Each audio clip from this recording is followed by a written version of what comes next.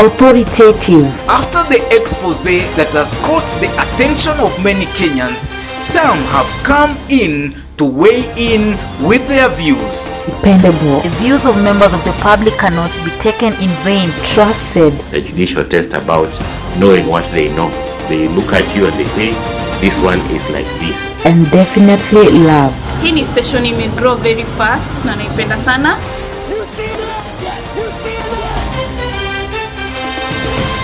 You are advising or you are directing. Number 2, Mr. Speaker. You are now mixing up issues. Please, let's hold your horses. You know, when they ask the speaker, not everybody is a speaker. So I am following. I'll add in 5 minutes. We are here to inform. Kama mwananchi hajachanganyikiwa anajua tofauti ya MCA na mjumbe, kwani atachanganyikiwa vipi asijue kani ni executive kani ni on record that there is nobody who is above the law. Educate. Being poor does not mean God will not give you a good brain. So money does not buy everything. And let me warn further that there are already people collecting money. And entertain you 24 hours of the day.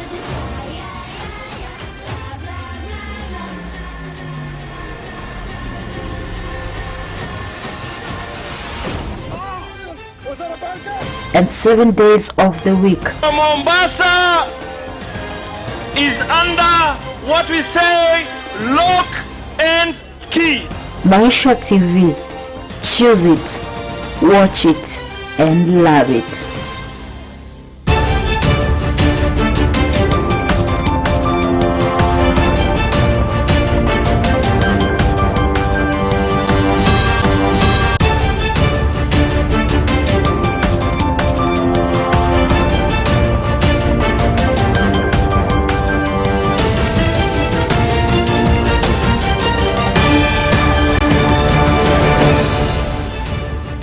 Thank you for tuning into Maisha TV. Welcome to Maisha Prime. My name is Rida Chebet Kerim. Live from Maisha Television, this is Maisha News Update, brought to you by Rida Kerim Chebet.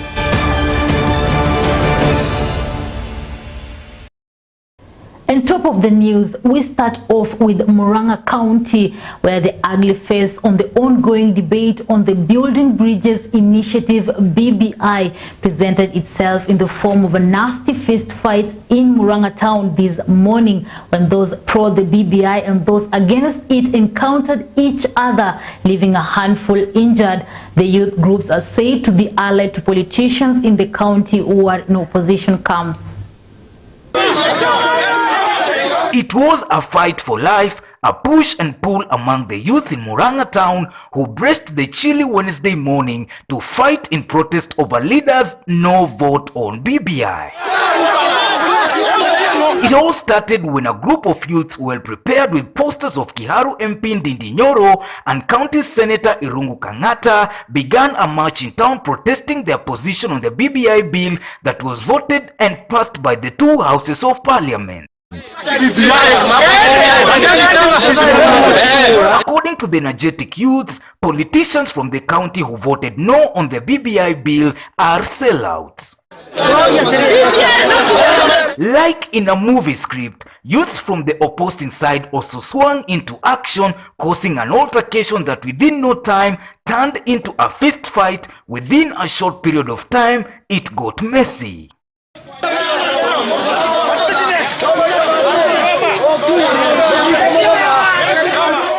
It became uncontrollable.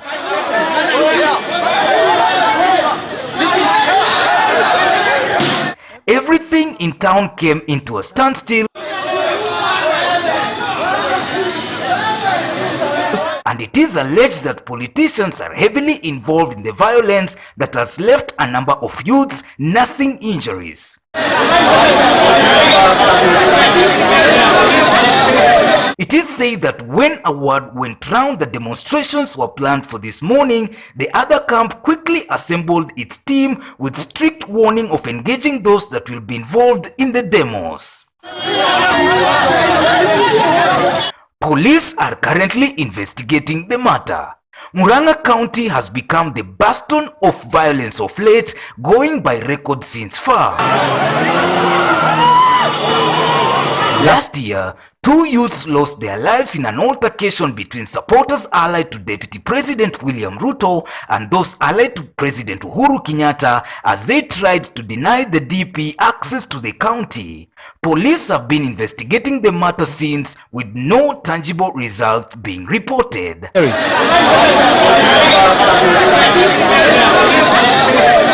Maisha TV.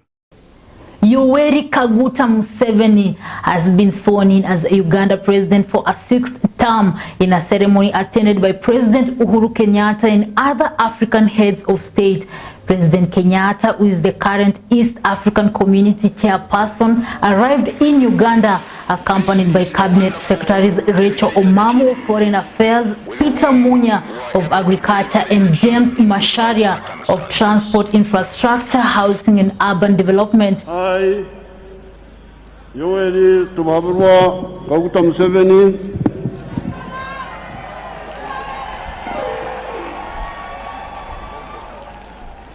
swear in the name of the Almighty God that I will be faithful and bear the true allegiance to the Republic of Uganda, and that I will preserve, protect, and defend the Constitution. So help me God.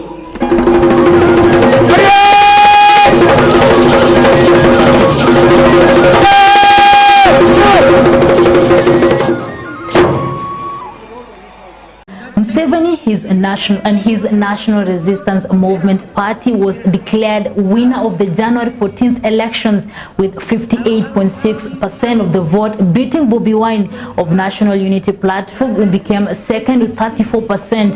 President Yoweri Museveni came into power in 1986 after protracted but successful 5-year armed rebellion against the government of the day.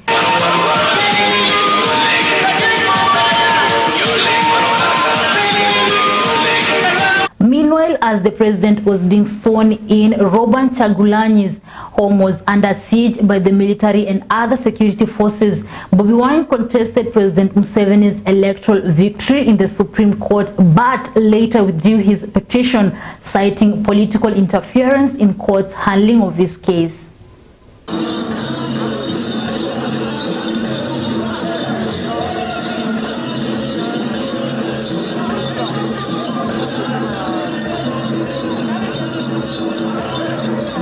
Now, the trial of impeached Wajir Governor Mohamed Abdi started in the Senate today, with both parties appearing before the 11-member committee hearing the case. Abdi denied all the charges leveled against him by the county assembly, terming the charges as false, adding that he is not guilty. The county boss faces 2 broad charges. They are the gross violation of the Constitution, the County Government Act 2012, Public Procurement and Asset Disposal Act 2015, and Public Finance Management Act 2012, and abuse of office and gross misconduct. Under charge 1, the MCAs accused the governor of several breaches.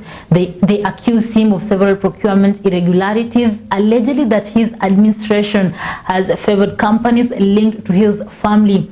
He is accused of overseeing the county accumulate huge debts amounting to more than 2 billion shillings, failing to file quarterly expenditure reports to the county assembly, and non-remittance of requisition funds by the county assembly amounting to 70.21 million.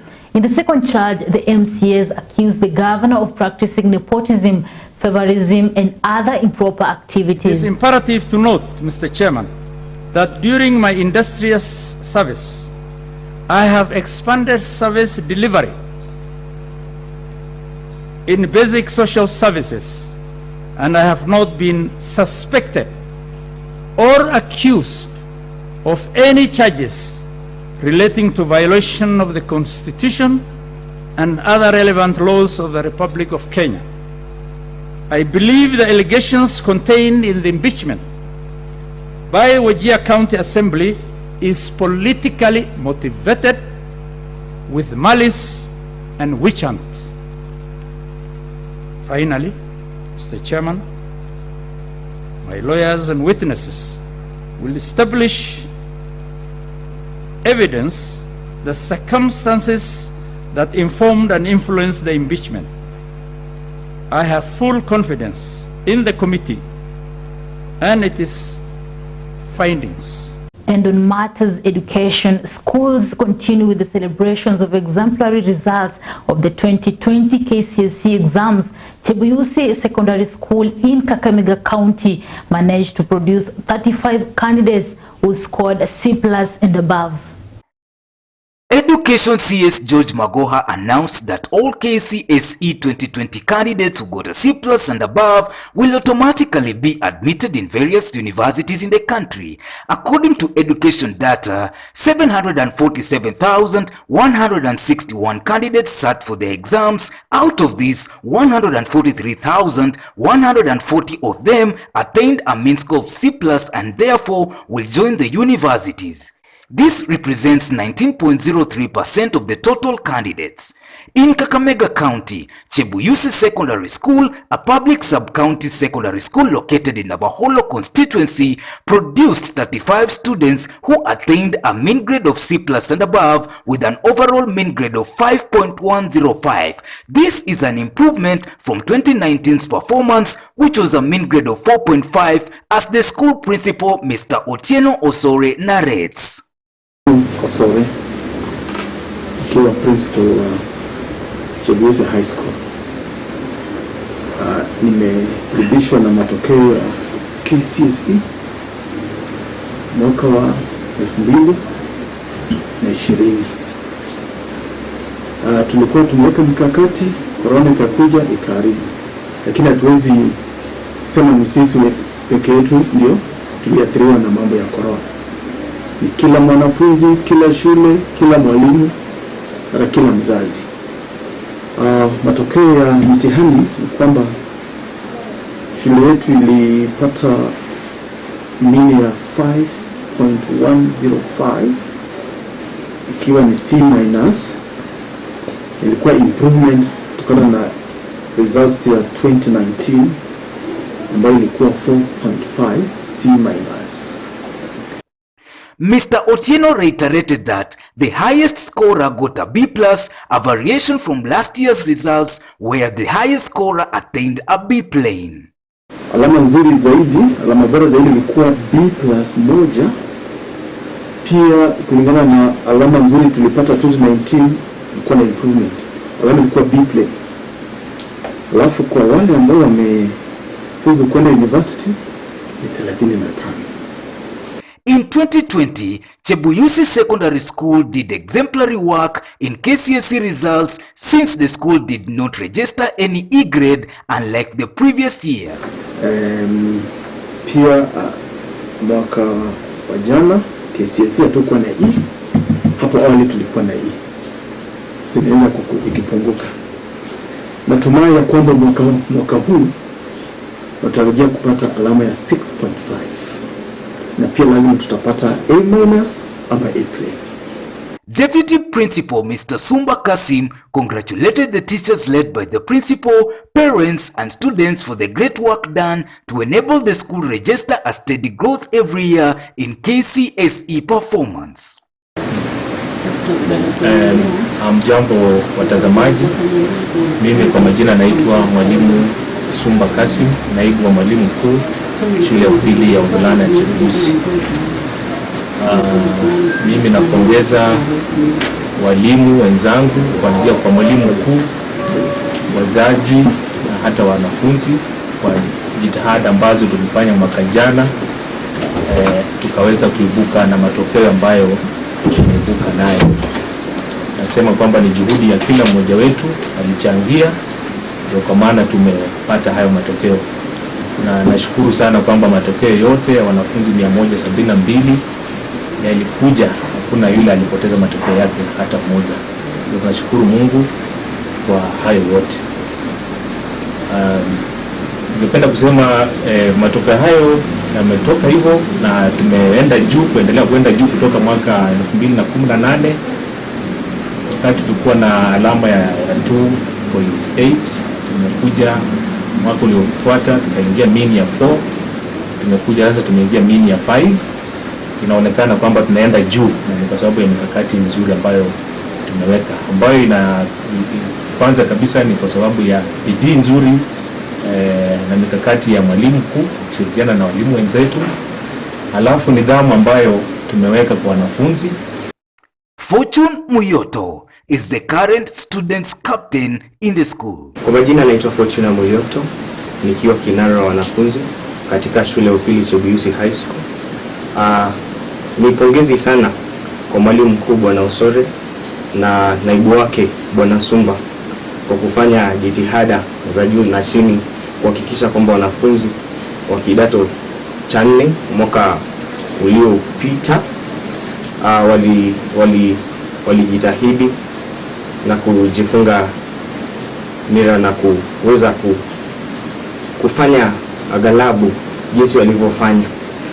Niwashukuru sana, na ili mwaka ujao tuweze kufurahia na juhudi ambazo sisi kama wanafunzi na walimu pia tunaweza kuweka ama kupanga ili tuweze kupata matokeo ambayo ni bora kuliko mwaka ambao unaweza kupita. Na sisi kama wanafunzi tumesikizana kwamba ili tuweze kupata matokeo ambayo ni bora zaidi kuliko hayo yaliyopita, nafaa nidhamu yetu iwe ya hali ya juu. Na tunajua kwamba wanafunzi ili kupata kupita mtihani It is no secret that the parents, teachers and students in Chebuyusi Secondary School are a happy lot, unlike 3 years ago when the school's KCSE exam results were cancelled. Maisha TV. And over 500 traders at the Njoro market are contemplating a forceful closure of the county government of Nakuru offices at the market due to poor sanitation and security concerns.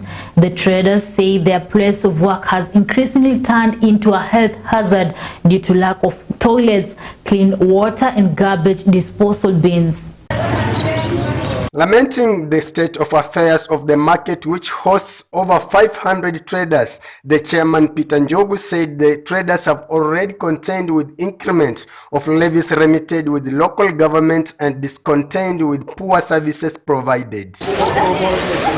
Njogu said early this month the county government adjusted up weekly levies and fee of trading license from 3,500 to 4,500. A development that's not sitting well with the majority of small-scale traders whose enterprises were hard hit by the economic aftershock of coronavirus pandemic. Sasa ningeomba serikali itusaidie, itutengenezee hiyo choo, kwa sababu hata ukienda huko uwezi ona kama ni pahali ambapo mwanadamu anaweza ingia. Kitu ya pili, hii soko ikifika saa 1, ile giza iko hapa ni giza kubwa sana. Itufikirie mambo ya choo. Hii choo yetu iko hapa iko na magonjwa mengi sana. Juu hiyo choo inajisaidiwa na kila mtu, na hiyo choo sijui ni ya miaka ngapi, sijui mwaka nilikuwa nimezaliwa. Watu ya Njoro iko shinda. Kwa sababu watu wengine manatengenezwa mahali ya kukaa ya kukinga. Sisi hakuna mahali. Njoro Community Association Chairman Peter Njuguna said residents have raised several complaints over area leader and office of governor to no avail. Na hata watu wa kununua hawako kwa sababu kila mtu amekuwa akiogopa corona. Lakini utakuta kwamba wametoshwa, wameongezewa ushuru. Walikuwa wakilipa rent license shilingi 3,000. Sasa unakuta wanalipa 4,000, wengine wanalipishwa 4,500. Philip Simiu, Maisha TV. Now, MCAs from Garissa County have today started the process to remove their Speaker Ibrahim Ahmad Abbas from office, led by Maalim MCA Mohammed Aden. 36 MCAs have signed a petition accusing the Speaker of gross violation of the Constitution. We, the undersigned members of County Assembly members, have officially filed a notice of motion by way of impeachment in accordance with the Constitution of Kenya 2010, Article 73, Article 75, Article 178, Article 201 and Article 232, subsection C of the Elections Act of 2011 and the standing orders of the Garissa County Assembly on the following grounds: A. Gross violation of the Constitution or any other law, incompetence, gross misconduct, and abuse of office. Therefore, we wish to direct the following. Number 1, it is expected that the clerk of the Garissa County Assembly shall serve the notice to the Speaker within the specified timeline. Number 2, that the Speaker is entitled to a fair administrative process, that pending the full determination of the entire process, the Speaker shall desist from giving, directing, and instructing any staff or honorable member in accordance with the County Government Act Amendment 2020, should ensure the impartial prosecution of the process in all fairness.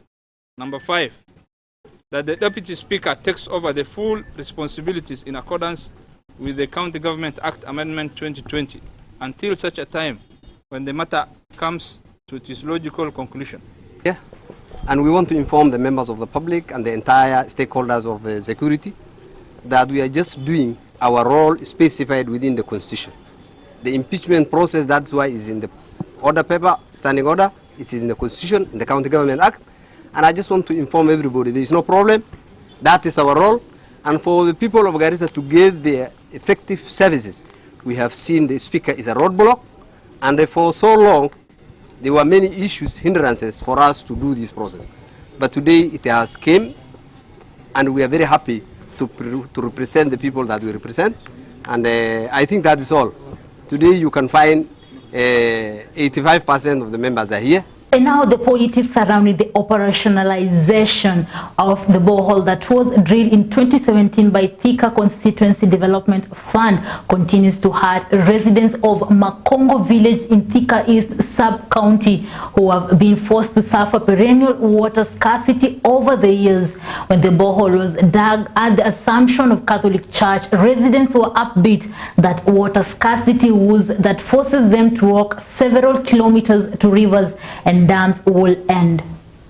Kupata maji mahali unaenda ni kama mita 10 kila mita 5. Hebu imagine mtu kama mimi nitabeba mtungi kilomita 5 nitatembeaje?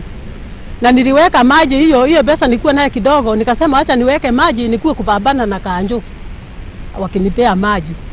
Sasa sibewi maji, ninalidhishwa. Sasa biro wanajasa huko, hata ninashindwa nani atanilidhia hiyo maji na sina na nguvu. Sasa sisi hapa tuko na shida ya maji, na maji yenye shida tuko naye ni kutoka kwa Luasco. Sababu na tuko na bohara hapa tulichibiwa na mbunge wetu Ali Singanga. Wakati hiyo ilikuwa na chukuliwa na mbunge. Lakini sasa maji imerudishwa kwa kaunti kwa kaunti. Sasa inafaa kukua tukishirikiana na gavana wetu Nyoro. Lakini hatushughulikii kitu yoyote. Kama maji hii ya Luasco tunatoa bill every month. Unapata mtu ako na bill ya mwaka mzima hajaona maji hata kitone moja. And now to Maisha Sports. Kenya's preparations for the forthcoming Tokyo 2020 Olympics got a coveted boost for team with Kenya Breweries Limited committing 45 million Kenya shillings to the National Olympic Committee of Kenya. Kenya's preparations for the forthcoming Tokyo 2020 Olympics got a coveted boost for the team with Kenya Breweries Limited committing 45 million Kenya shillings to the National Olympic Committee of Kenya. KBL Managing Director John Musunga delivered the sponsorship check to the National Olympic Committee of Kenya President Paul Tergat at a colorful ceremony held at the Moi International Sports Center, Kasarani. To be honest, it brings us a lot of pride and joy to see men like you unifying us here in Kenya.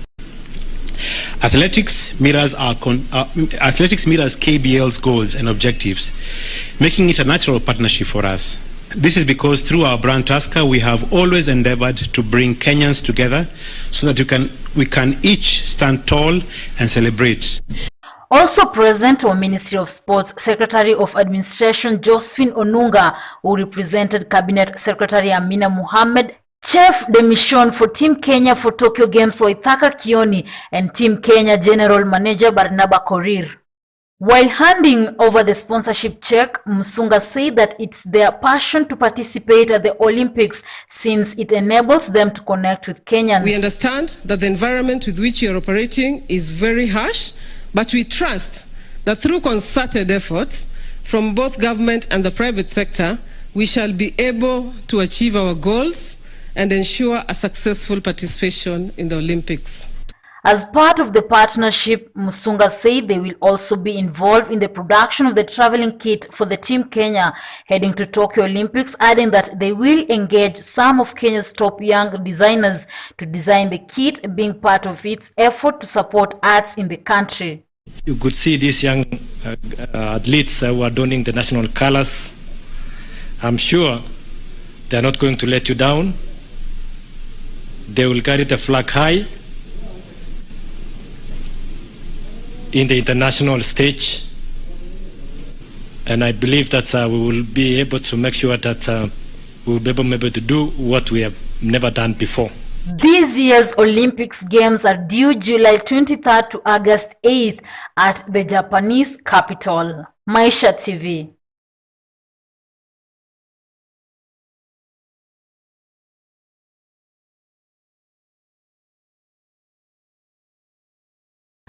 And the Tokyo 2020 news brings us to the end of Maisha Prime. My name is Rida Chebet Kering. Enjoy the rest of the viewing.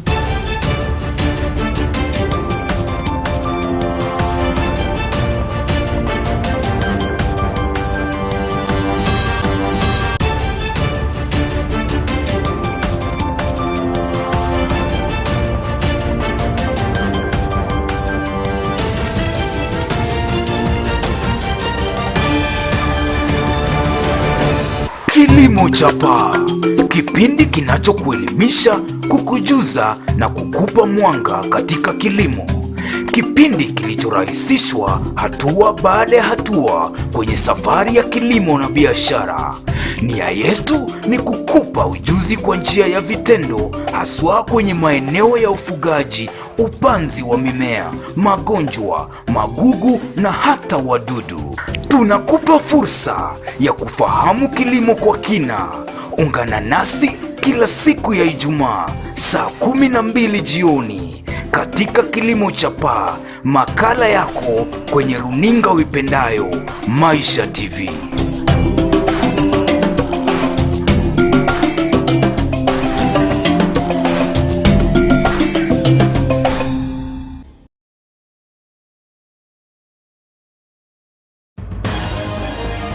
Authoritative. After the expose that has caught the attention of many Kenyans, some have come in to weigh in with their views. Dependable. The views of members of the public cannot be taken in vain. Trusted. The judicial test about knowing what they know. They look at you and they say, this one is like this. And definitely love. Hii ni station imegrow very fast na naipenda sana.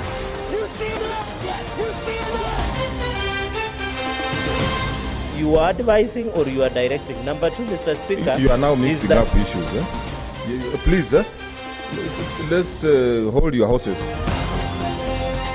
You know, when they ask the speaker, not everybody is a speaker. So I am following. I'll add in 5 minutes. We are here to inform. Kama mwananchi hajachanganyikiwa, anajua tofauti ya MCA na mjumbe, kwani atachanganyikiwa vipi asijue kani ni executive, kani ni on record that there is nobody who is above the law. Educate. Being poor does not mean God did not give you a good brain. So money does not buy everything. And let me warn further that there are already people collecting money. And entertain you 24 hours of the day.